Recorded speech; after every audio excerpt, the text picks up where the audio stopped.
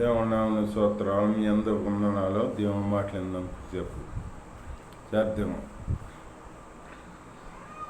బైబిల్లో దావీదు మహారాజు ప్రార్థన చేస్తున్నాడు. ఏమనంటే, దేవా నీ కృప చొప్పున నన్ను కరుణించుము, నీ వాత్సల్య బాహుల్యము చొప్పున నా అతిక్రమములను తుడిచివేయము అనే ప్రార్థన చేస్తున్నాడు. మనం అట్లా ప్రార్థన చేయగలుగుతామా దేవుడి ఎదుట? అంతసేపు రాజయ్య ఉండి ఆయన ప్రార్థన చేస్తున్నాడు. మనము ఒక 5 నిమిషాలు చేస్తాకే 5 నిమిషాలు కాదు చేయకుండా వెళ్ళిపోతారు ఒక్కొక్కరు. దావీదు రాజయ్య ఉండి మరి చూడు ప్రార్థన చేస్తున్నాడు. ఎంత ప్రార్థన! దేవా నీ కృప చొప్పున నన్ను కరుణించమంటున్నాడు అన్నమాట. ఆయన కృప చొప్పున మనల్ని కరుణించాలన్నమాట. మనల్ని కరుణించి అని అడగాలి. మన మంచితనం ఏమి లేదు, మన ఇదేమి లేదు. దేవా నీ కృపతో జ్ఞాపం చేసుకోమని అన్నట్టు విజయరాజు అట్లాగే నీ కృపతో నన్ను జ్ఞాపనం చేసుకో, నీ కృప చొప్పున నన్ను క్షమించు అని ప్రార్థన చేస్తున్నాం అన్నమాట. అట్లా ప్రార్థన చేయాలి మనం. నా దోషం పోవునట్లు నన్ను బాగుగా కడుగుము, నా పాపం పోవునట్లు నన్ను పవిత్రపరచుము. నా అతిక్రమములు నాకు తెలిసే ఉన్నవి, నా పాపం ఎల్లప్పుడూ నీ ఎదుట ఉన్నది. నీకే విరోధంగా నేను పాపము చేసి ఉన్నాను. కేవలం నీకే విరోధంగా పాపం చేసి ఉన్నాను అంటున్నాడు దావీదు మహారాజు. మనం పాపం చేస్తే నేను పాపని నన్ను క్షమించమని ఎప్పుడన్నా అడుగుతున్నాం మనం? నేను పాపని నన్ను క్షమించు ప్రభువా నీ రాజు అయిన దావీదు అడుగుతున్నాడు. రాజు అయ్యండి మనం దేవుణ్ణి అడగాలి. నేను పాపం ప్రభువా, నేను పాపంలో పుట్టాను, పాపంలో పెరిగాను. తల్లి గర్భమందే మనం పిండమై ఉండగానే పాపం అన్నమాట. ఈ పాపని క్షమించమని అడగాలి, ప్రభుని అడగాలన్నమాట. నన్ను క్షమించమని అడగాలి. నా పాపం పోగునట్లు మీ సోపుతో కడగమని అడగాలన్నమాట. ఇమ్మం కట్టి తెల్లగా మార్చమని అడగాలన్నమాట. అలాంటి ప్రార్థన మనం చెయ్యాలి. అలా మనం ప్రార్థన చేయకుండా ఏదో బయటకు వెళ్తా ఏదో నుంచి కాసేపు ప్రభాని స్తోత్రం నాకు ఆత్రం అన్నట్టుగా 2 ముక్కలు ప్రార్థన చేస్తుంది వెళ్ళిపోతాం కాదు. ఆ ప్రార్థన కాదు. దేవుడితో మనకే సత్సంబంధం ఉండాలి. మనతో దేవుడితో ఒక అనుబంధం ఉండాలి. మనకి ప్రార్థన చేసుకునే అనుబంధం ఉండాలి. అట్లాంటి అనుబంధం కలిగి ప్రార్థన చేయాలి. ప్రార్థన చేస్తే మనం అలా ప్రార్థన చేశాడు. బైబిల్లో ఒక ఆయన చేశాడు, దానియేలు భక్తుడు. సమయానికి ప్రార్థన చేసేవాడంట. ఆయన వచ్చి మళ్ళీ దానియేలు మళ్ళీ ఎవరో ఒక దగ్గర బానిస మళ్ళీ అయినప్పటికీ ఈ దానియేలు వచ్చి టయానికి యెరూషలేము కిటికీలు తెరిచి ప్రార్థన చేసేవాడంట. ముమ్మారు ప్రార్థన చేసేవాడంట. అట్లా ప్రార్థన చేసేవాడంట. అట్లా ప్రార్థన చేసే అనుభవం మనకు ఉండాలి. దేవుడితో ఎక్కువగా గడపాలి. మనం దేవుడితో తక్కువగా గడిపి లోకంలో ఎక్కువగా గడుపుతున్నాం మనం. అట్లా ఉండకూడదు. లోకంలో మనం ఏమీ నమ్ముకోకూడదు. మన అంత వ్యర్థమే. లోకంలో మనం ఏది శాశ్వతం కాదు. దేవుళ్ళో మనం అనుబంధం కలిగి ఉండాలన్నమాట. దేవుని గణపరచుకోవాలి.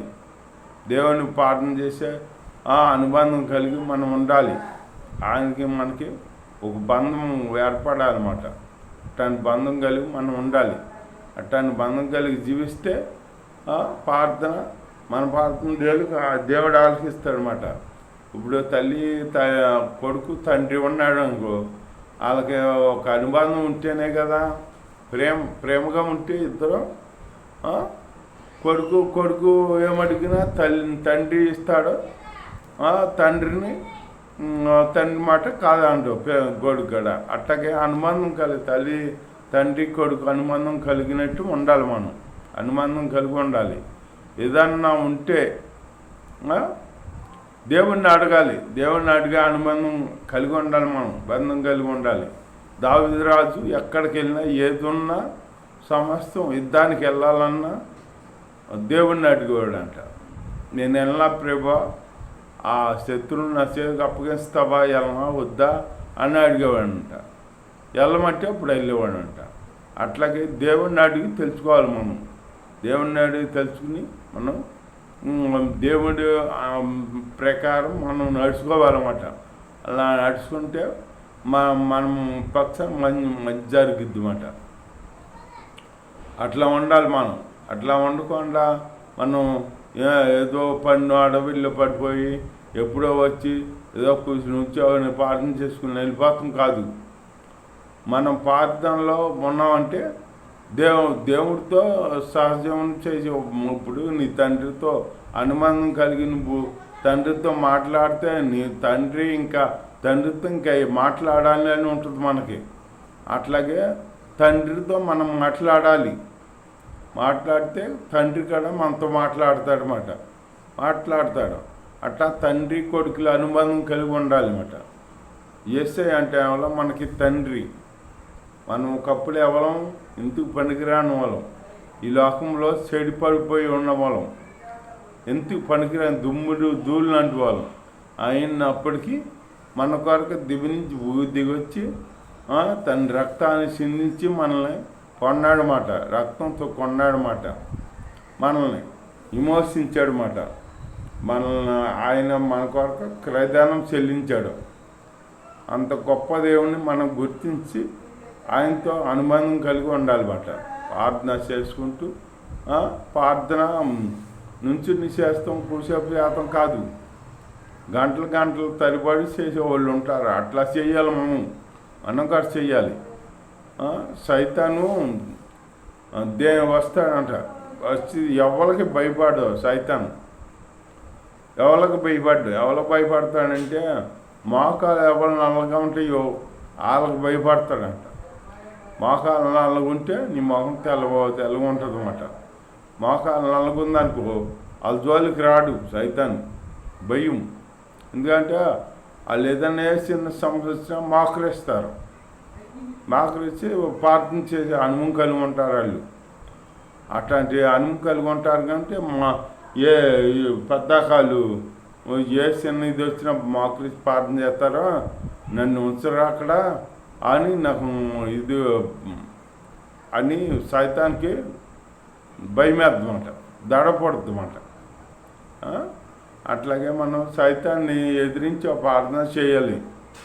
అంతేగాని మనం అటు ఇటు ప్రార్థన చేయకూడదు. దేవుణ్ణి గణపరచాలి. ప్రార్థన చేస్తూ గణపరచాలి. ఒక ఎట్టగా చేశారంట. ఒక ప్రార్థన చేస్తుంటే ఒకరికి అవసరంటే అది అపవిత్రాత్మ పట్టిందని దైవశాఖలు అందరు కలిసి ప్రార్థన చేశారంట. ప్రార్థన చేస్తే ఆ అపవిత్రాత్మ ఎట్టయితే అవకాశం ప్రార్థన చేసి దాన్ని ఎల్లగొట్టాక వీళ్ళు మామూలుగా ప్రార్థన జీవితం కలిగి ఉండాలి కదా. ఉండకుండా దయ్యం వెళ్ళిపోయిందిలే, మన కార్యం జరిగిందిలే, మనకి బాగానే ఉంది ఇప్పుడు, మనకి ఇంకా ప్రార్థన ఎందుకులే అని చెప్పేసి ప్రార్థన మానేసి ఎప్పుడో గుర్తొచ్చినప్పుడు చేసుకుంటున్నారు. మానేసి ఉంటుంటే ఈ సైతాను ఎల్లుగొట్టిన దెయ్యం ఏం చేసింది, వెళ్తే దానికి ఎక్కడ ప్లేస్ కనపడిపోతే మళ్ళీ నా ఇంటికే వెళ్ళి చూద్దాము, నా ఇంట్లో అంటుంది చూడు. మరి అది దాని సొంత ఇల్లు అయిపోయినట్టు. అంటే ఆ ఇల్లు సైతానికి సొంత ఇల్లు లేక అనిపిస్తుందన్నమాట. ఎందుకంటే ప్రార్థన జీవితం ఉండలేదు కదా. లేకపోతే ప్రార్థన జీవితం లేనోళ్ళు సైతానికి బంధువులే.